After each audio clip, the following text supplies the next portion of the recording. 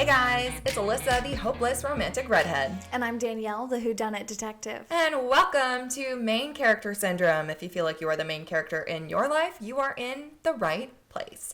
Happy New Year. It is 2025, everybody. 2025, Happy New Year, and it is Onyx Storm month. It is Onyx Storm month. It's the month of the Empyrean, if you will.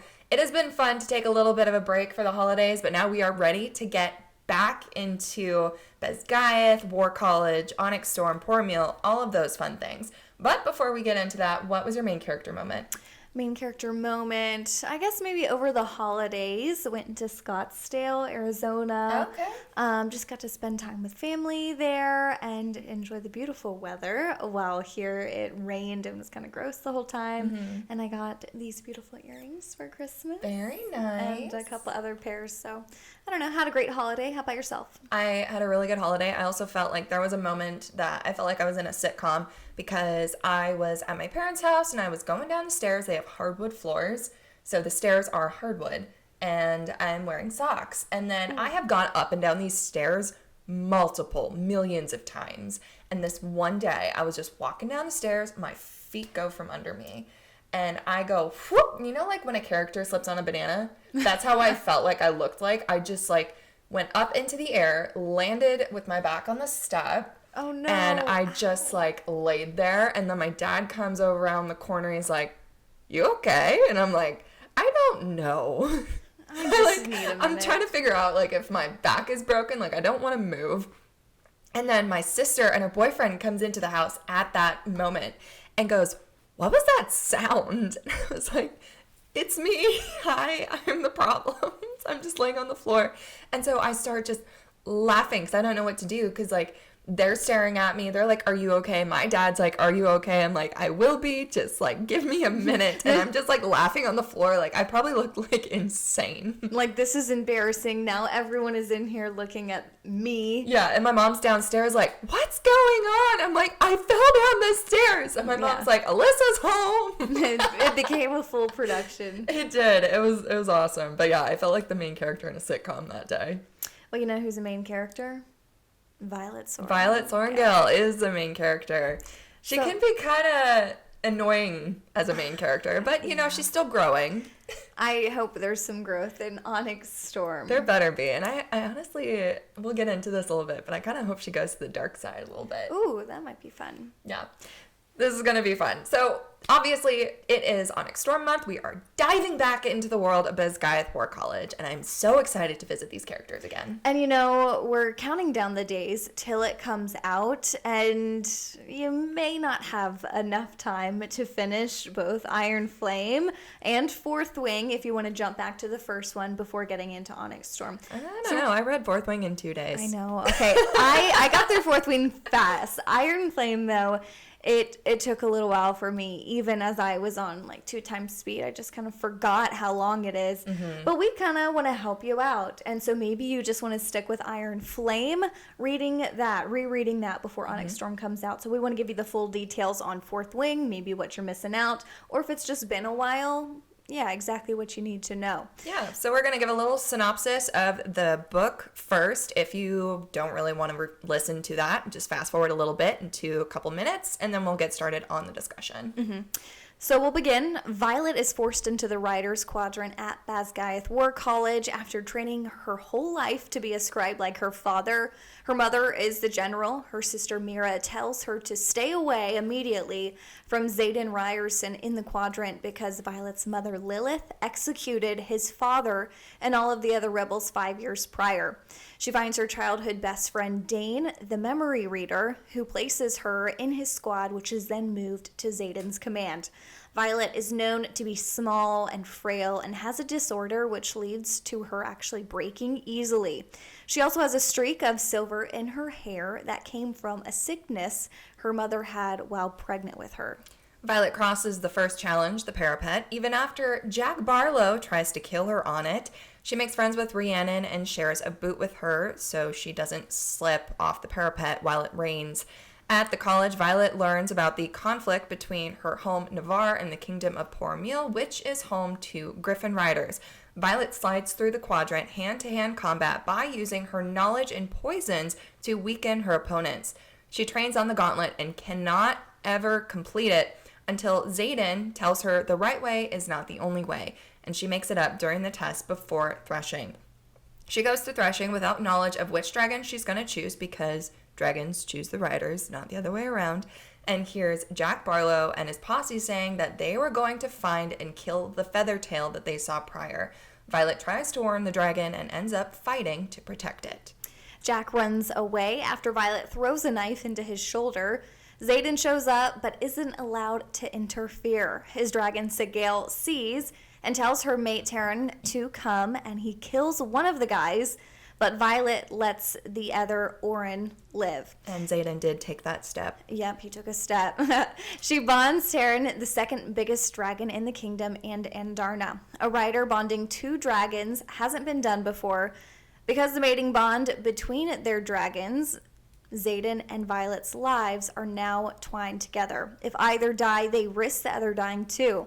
Violet and Xaden develop a connection, and Violet learns quickly that her childhood friend and crush, Dane, and her actually don't have any chemistry after he kisses her at threshing. Blech.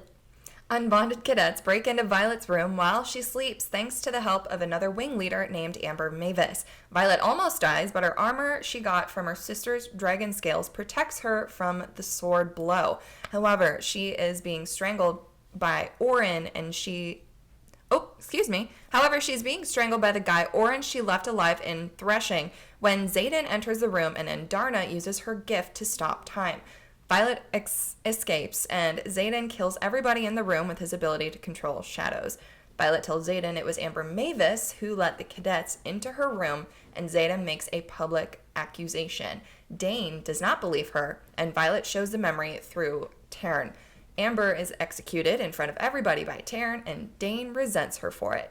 It takes Violet a long time to manifest a signet. It does not appear until the start of War Games when they are playing Capture the Flag and Jack Barlow nearly kills Liam.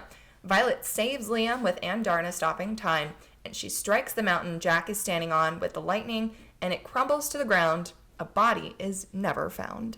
Xaden starts to open up to Violet more as their relationship grows and tells her he's actually flown to the outpost Athbeen for unknown reasons. Dane takes this memory from Violet without her knowledge and tells his father, Colonel Atos, who then schemes to have Xaden killed by sending him into an unknown battle during War Games versus Venin and their wyvern creations, who Violet thought were fictional. They are all nearly killed, but with the help of Griffin riders, whom Xaden had secretly been smuggling Venin-killing weapons to, and Violet's lightning skills, they survive. The exception, unfortunately, being Liam, who dies when his dragon Day is killed by a wyvern, thus killing him. One other rider, Soleil, is killed by the venin, draining the ground below her feet. Violet is stabbed with a poison-tipped dagger by a venin and nearly dies. Xaden flies her to his home Revolution base in Erasia and has her healed by her brother, who was believed to be dead. Violet learns she's been betrayed by Dane and the entire Basgiath leadership, including her mother, who have been hiding the secret of venin existing for years.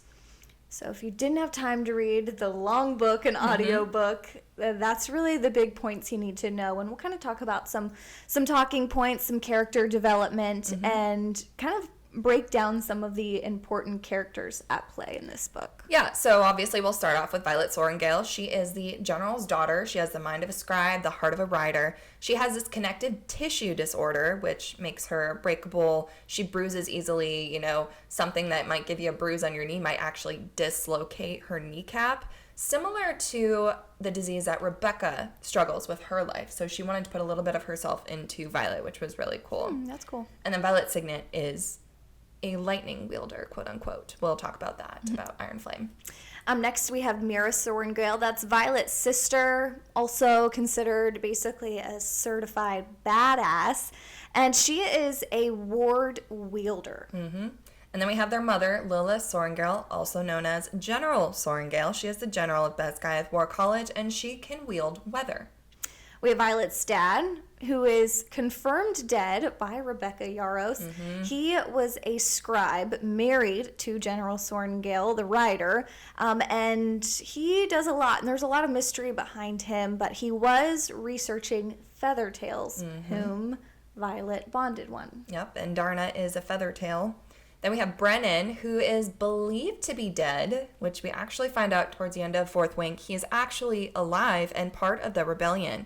He is a mender and quote-unquote Naolin's lover, question mark? Yeah, there was definitely some hint at that, so I definitely hope in Onyx Storm we maybe get a little bit more details about Naolin. Yeah.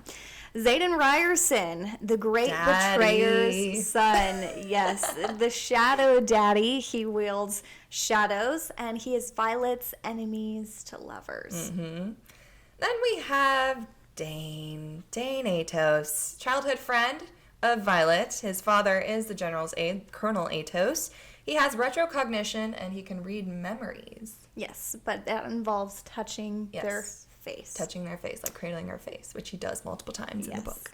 Rhiannon Mateus, that's Violet's best friend that she meets on the parapet, and Violet helps Rhiannon get over it, like we mentioned, by giving her a boot, and that was kind of waving, the white flag and being like, I'm going to get through this, and I'm going to get through, going through the quadrant with friends. And Rhiannon became one of the first ones.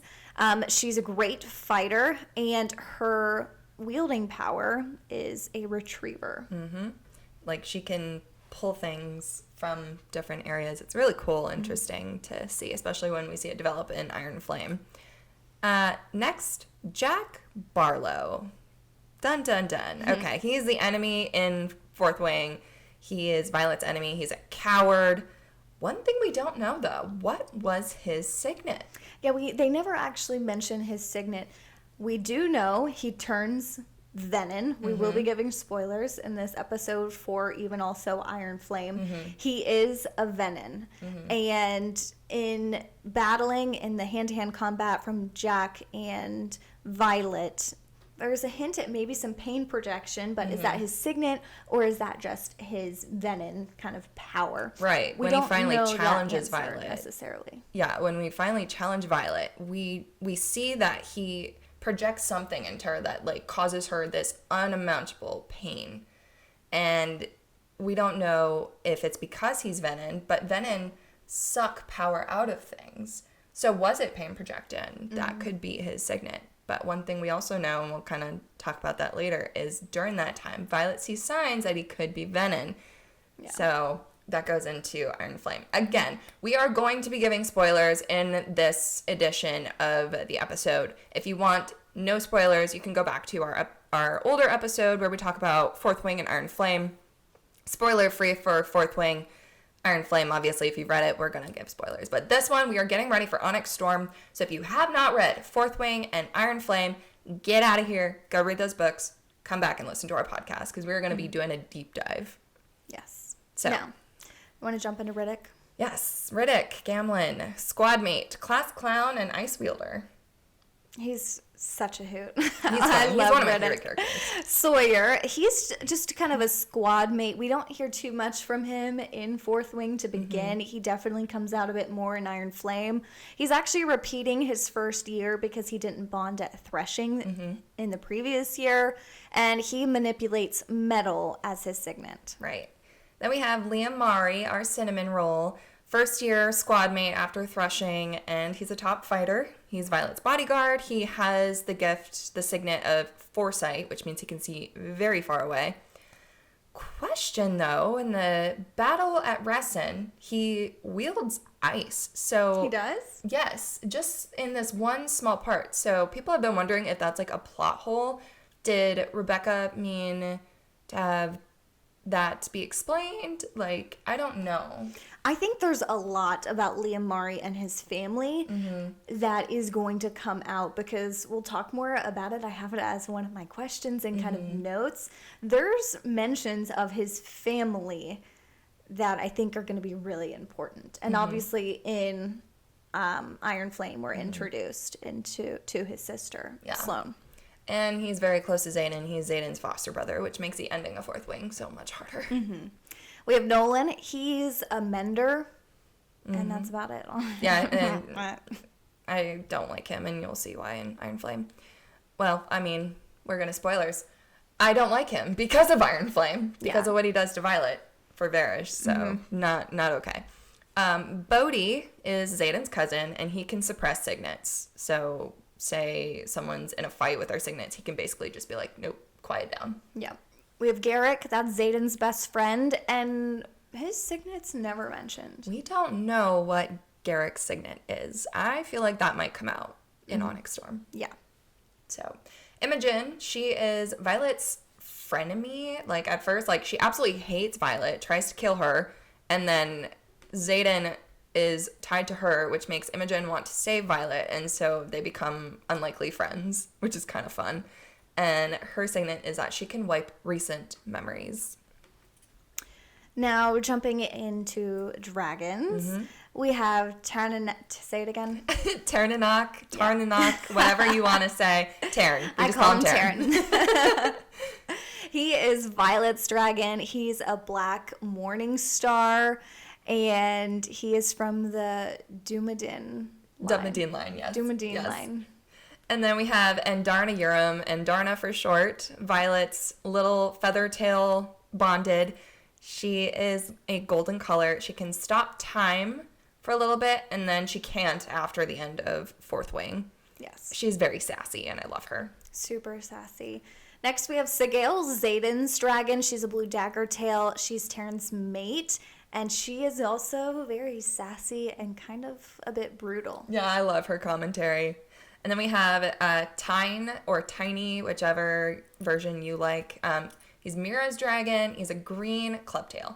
Amsur, that's Lilith Sorrengale's dragon, and it's a brown dragon.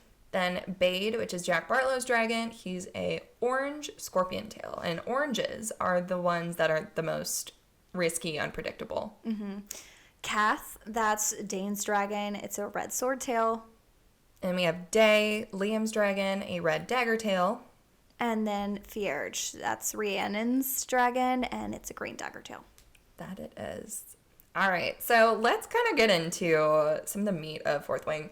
Let's talk about Xaden versus Dane, because I feel like there was a bit of a struggle in Violet's head through that. She's like, Dane's my childhood best friend. Like, I actually really had a crush on him. He's hot, but he has no faith in her. And then we have Xaden, who is all of these things and more. He's hot. He can fight. He, like, believes in Violet. He just wants to make her better. And so I kind of compare Dane to Tamlin. He gives Tamlin vibes from ACOTAR.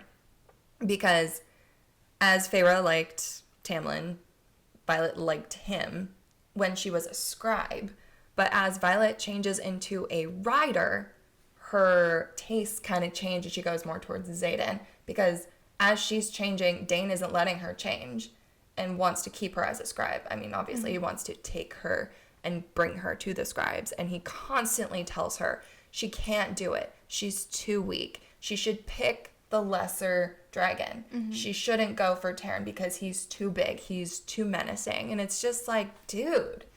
Yeah, I totally understood, though, at first. Like, the first day, even the first week, him being like, let's get you out of here. Like, this isn't for you. Because to begin, I would kind of agree with him. It didn't seem like Violet could make it, but she kept proving herself. She got stronger, and she did show that she can make it through the quadrant. But I thought Dane was doing exactly what Mira was doing before Mira had to go and Violet went into the quadrant, So I was like, he's acting like an older brother, so I get it. However, I do agree he let it go on for way too long, even after Violet had proven herself and proven, that she was a writer. I understood the initial protection and the initial urge to protect her, but once she starts proving herself, once she starts winning challenges, once she bonds the largest, deadliest badass of a dragon, he still is like, choose the golden one, choose the feather tail. You won't be able to battle, but you'll be able to be a teacher. Excuse you? Yeah. And then he has the gall to kiss her after they let her keep both dragons. And I'm just like, ick, and Violet feels that ick inside her too. She's like, oh, this is not what I wanted. But, I mean, Xaden sees Violet from afar. He did not know her as this small, frail, breakable girl. He kind of heard those rumors, obviously, but he didn't have that, like, strong family lover connection like I'd say Dane kind of had. So he's kind of like, yeah, sure, I believe in you. Let's do this. He does not follow the rules. He will break rules to save lives. And yeah, that big moment during threshing. Yeah, he took that single step, which, as he made Dane admit, Dane would never break the rules. That was a hard moment in the book. I loved it. I loved every that was definitely second like of it. a plot twist kind of moment, I would say. But yeah, that was kind of what like solidified Xaden for me. I was like, yep, Zaddy it is. Yeah. And Xaden kind of looked at Violet as we find out in Iron Flame, Xaden is in a deal with her mother to protect Violet her first year, make sure she doesn't die. And so that's why he's like taking her under his wing and like teaching her on the mat. But at what point does that kind of fizzle out and turn into like, I actually want to help you? Is it threshing, like when she's bonded to him? I think it's before. Or is it before? It's before, and I think that's why he took this step as well. On top of maybe the feelings that he was starting to maybe develop for her, I think that was also a key part in it too. Yeah, definitely fun. And then obviously we find out he falls in love with her. The moment he kisses her she had snow in her hair, it was like when their dragons were like having hot and heavy thoughts and they were like, I can't take this. But Xaden, let's jump into him a little bit. He's the man of secrets. And so the big question, I'd say, the big theme throughout all of it is, are those secrets justified? Absolutely, I think. And I completely agree. And I found Violet to be annoying. How she always gets so mad that Xaden has secrets. But he's responsible for all of the Marked One's lives and the lives of everyone, who we learn about in Iron Flame, that's involved with the revolution. So 107 scars on his back for these people. If they do anything, he's dead. Yeah. So, I mean, of course he's going to have secrets. He is trying to protect everyone around him. And trust, I would say, is earned. Trust goes both ways, and too. Not just given, especially when you have all of these other people's lives at risk. Especially when you're friends with a memory reader.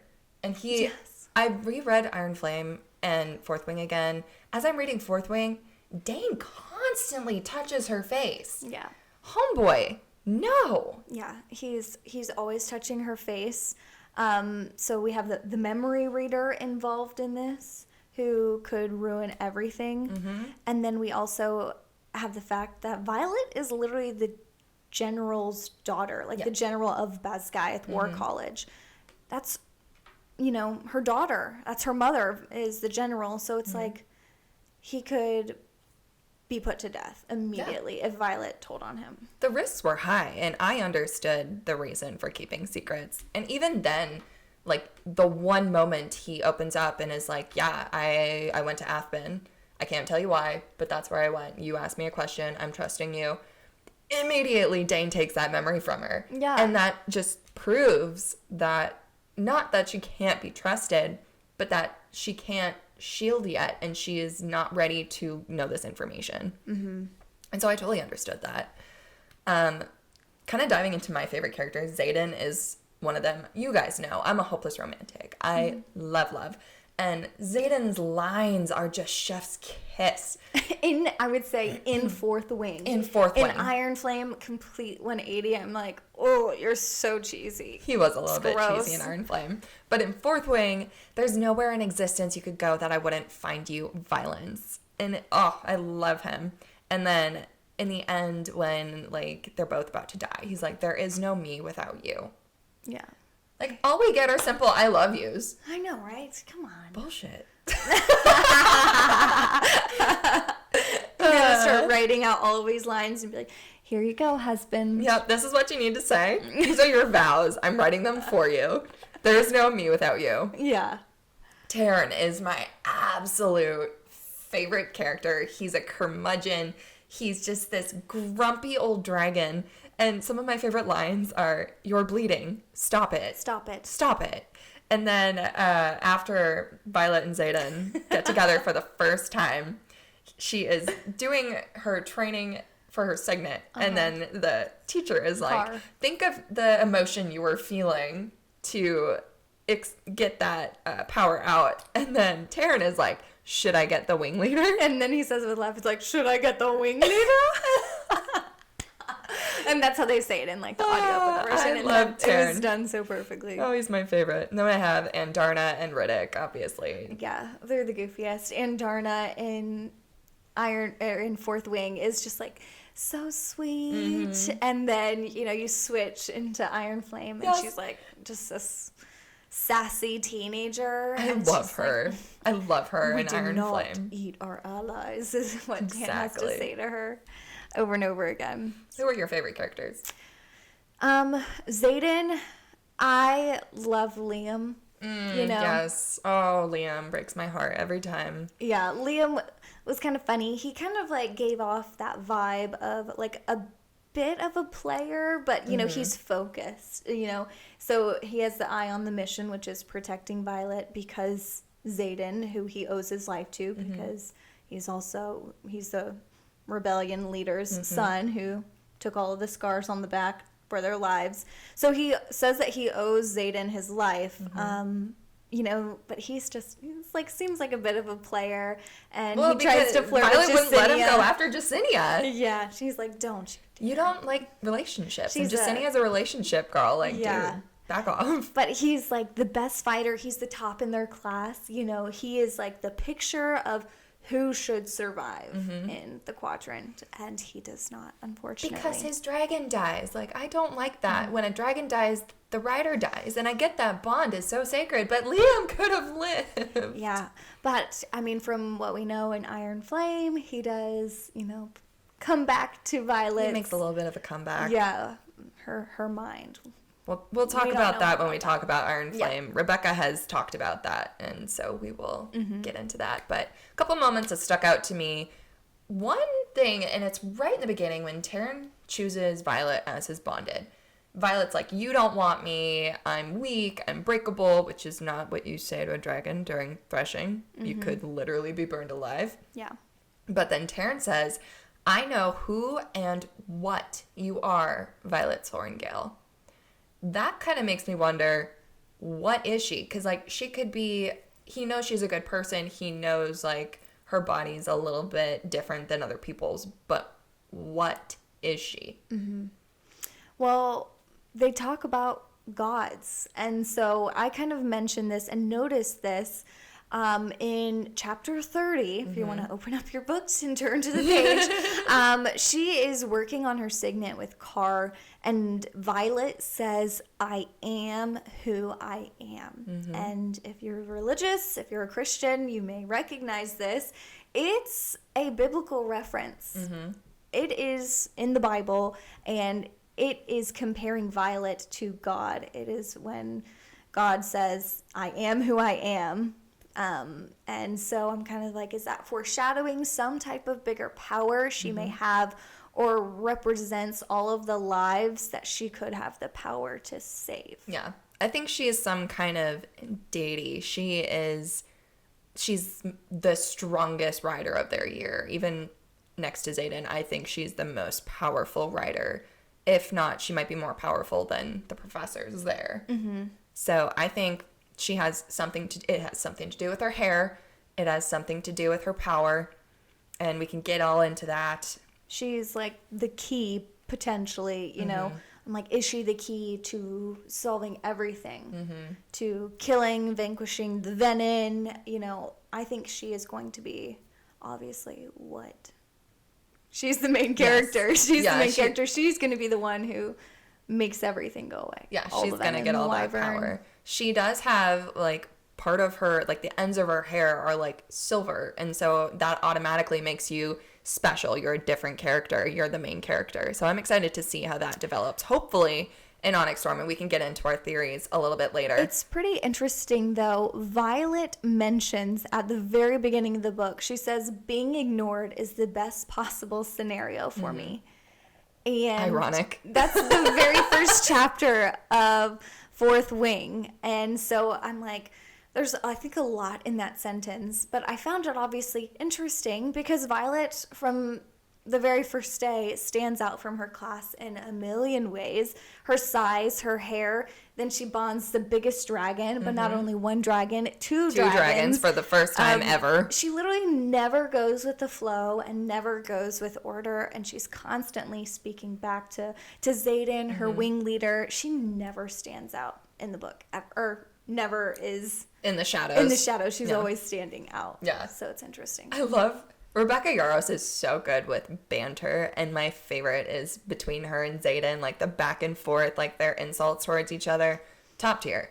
I just love it. Chapter 23, when Jack Barlow finally gets to challenge Violet on the mat. And he's so excited to kill her. He looks different. Violet notices he has red-rimmed eyes, and we know when you are a Venin initiate, you have red-rimmed eyes. And so at that point, that was where Jack turned Venin, because in Iron Flame, it is revealed that Jack is Venin. Yeah.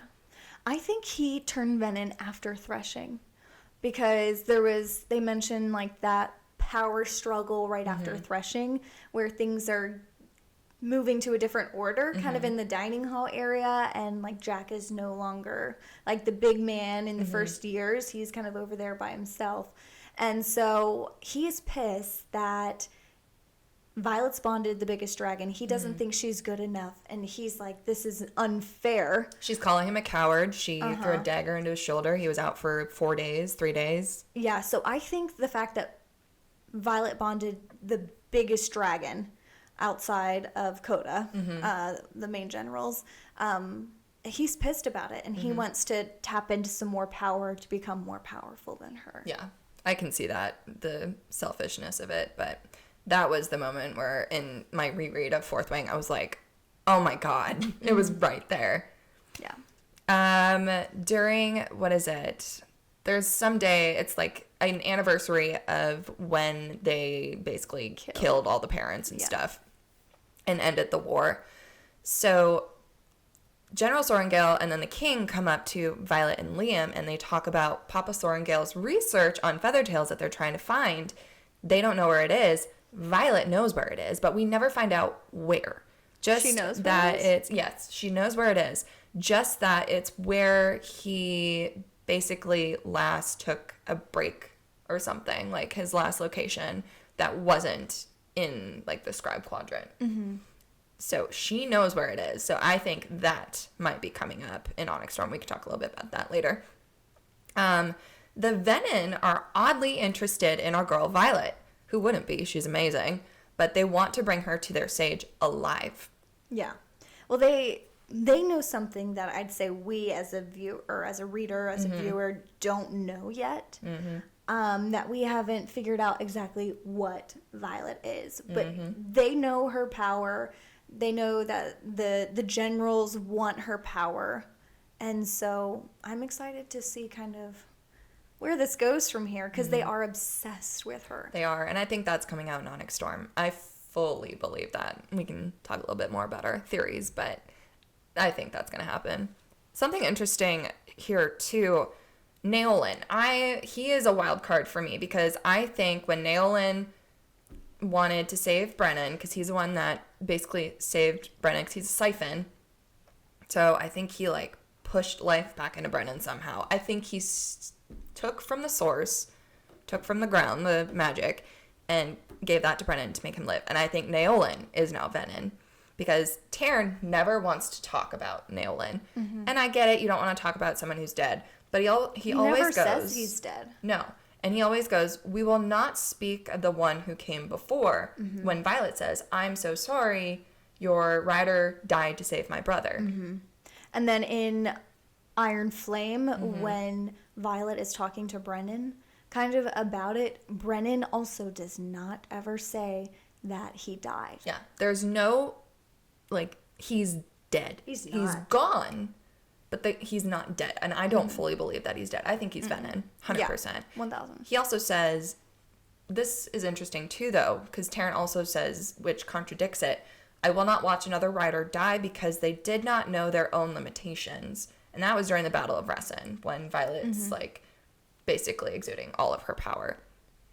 I'm wondering if that is his soul dying, turning into Venom. I'd say so.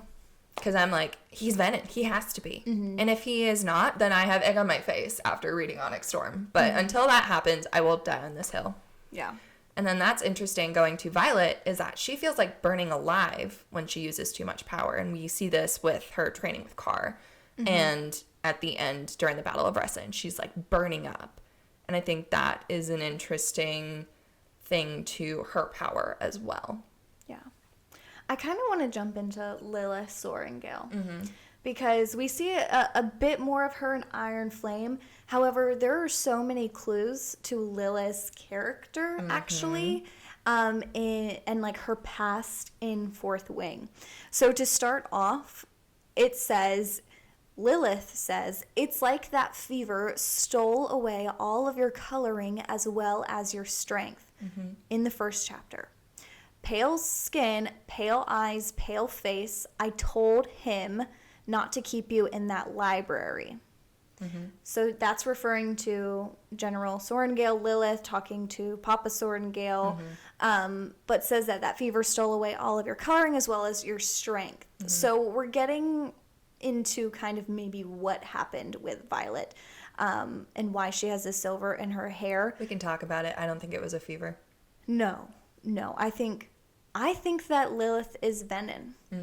I don't think that Papa Sorrengail was a Venom. I think Lilith was a Venom, and that is why Violet has that in her hair. Violet recalls a memory of her believing her mother was a Venom as a child on the eastern border because her mother came home with red eyes, saying that it was just because she was tired. But Violet screamed, and then they say her mother took her book, The Fables of the Baron, away for a month because all of the guards came running in. And then the opening of chapter 5 is Lilith saying that she opposes the idea of making the rebellion children watch their parents' death, which I think is an early sign that she is not necessarily a bad guy in this story. And we find out in Iron Flame that with the deal with Xaden that she does care about Violet in her own twisted way, that she thought that was what was best for her, was putting her into the Writer's Quadrant, so she didn't go to the Scribe Quadrant, find out everything, because she knew Violet would not be able to keep that information to herself. No, she would choose saving other people outside of Navarre, which was not okay. Exactly. Navarre. Exactly. So there are a couple theories going around that General Sorrengail or Papa Sorrengail is Venom. And my theory is that Papa Sorrengail was Venom. General Sorrengail was looking for a cure because in one of the epigraphs it says there is no cure, only control, and that was a letter to General Sorrengail. Yeah.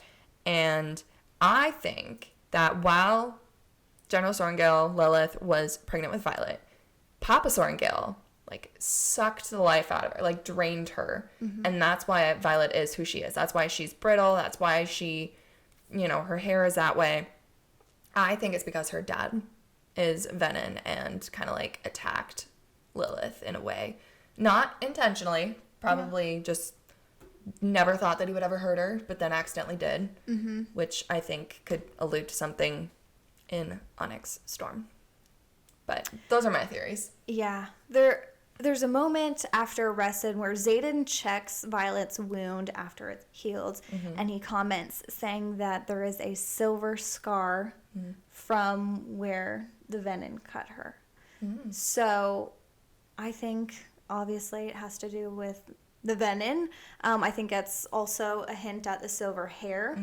And then in Iron Flame, there's also someone who has silver hair, who has a streak of silver hair on the Rebellion's council. Yep. So there's definitely some signs. Let's talk about all the clues that pointed to Xaden being in Tinzik that literally made me bang my head against the wall. So many signs. Yes. One, Violet's scalp prickles numerous times when she's around this boy, especially when he is looking her dead in the eyes when she's like, I will not tell, after he asks, are you going to tell the leadership about my little club? And she goes, no, there's no reason for them to die because they wanted to learn. Mm-hmm. And she's looking at him, and he's like, I believe you, after her scalp prickles after he looks her like deep in the eyes. And so like, I kind of noted how many times her scalp prickles. It was dozens of times when she's in the presence of Xaden. Yeah. And I was like, are you kidding me? Are you kidding me? And then not only that, but he knew that she wasn't going to tell because he read her mind. Her intention, because he cannot read minds like Dane. He can only see a person's intentions, but they are visual. Mm-hmm. And he says that they can be very clear. Yes. He knew about Dane's plan to bring Violet to the scribes because when she's having this conversation with Xaden, that's like her whole thing. She's like, can you tell me when you're going to kill me? Because that would help me with my schedule for the week, like whether or not she goes to the scribes or not. And he's like, if you want to run to the scribes with Dane, go ahead. And she's like, how did you know that? And there are so many times where she says something in her head and then he will answer it out loud. And she'll be like, oh, I didn't realize I said that out loud. And there's one that really stuck out to me, and it was at the end of Fourth Wing where she goes, effing traitor, in her mind. And then at the end, when we get Xaden's point of view, we get Xaden like having a hard time sleeping. He doesn't want to sleep because in sleep, he hears Violet saying over and over effing traitor. Mm-hmm. And that was where like, he's an intrinsic. Yeah. I had a question, though, that I wrote down. So, if Xaden can read minds, I don't know how he didn't know what was coming for him in Athbean. Yeah, that was kind of questionable, too, because I was like, is that a plot hole? I kind of felt like it. So, I mean, I get how Colonel Atos, he can, like, block people out and shield. You know, like, a lot of the leadership, they're really good about that. But I'm like, how did he not know that Dane had told his father? Well, maybe Dane also had his shields up because he was also being trained because his signet was so top secret. Maybe. I just feel like, well, he had no problem reading Dane's mind before. He mentions it about, true. You know, knowing Dane's kind of intentions and stuff and things. So I think that was kind of a plot hole where I was like, I feel like Xaden should have known and it shouldn't have been as a surprise. But speaking of Athbean, it's mentioned, and I heard it this past time listening to it, so it took me a third time reading Fourth Wing for me to pick up on this. At Athbean, they say that there is a crate. They specify that is marked with Liam's family crest, and it is said to be unstable. What the hell is that? There were some interesting things that popped up in Iron Flame where they had, like, the War of Basgiath, where they had these lures. And I'm wondering if that was one of them. I wonder why it involves Liam's family, though. I don't know. There are a bunch of runes, because when Xaden makes those knives for Violet, and they have Tirish runes, and they're beautiful, and he's like, I know someone. Is that where he got them from? I think so, because in Iron Flame, it's said that Liam's parents are the ones who wound the runes to protect the rebel children and gave them all rebellion relics. So Liam's family, I'd say, is super tied to runes. And I'm interested to see kind of how that plays out in the future, because I think that's going to be a bit bigger coming up in the future. Yeah. And not just like subtle references that need to be described. Like, you can't just say Liam's family crest is on something that seems to be a pretty big deal. And then when we get into Iron Flame, I think, Sloane will probably play a bigger part in that too. And that was Fourth Wing, our little deep dive into that. If you have any theories or thoughts on what we said, please let us know. Main Character Syndrome Pod on social media. For now, to the readers who listen, we'll see you later. Bye, everyone.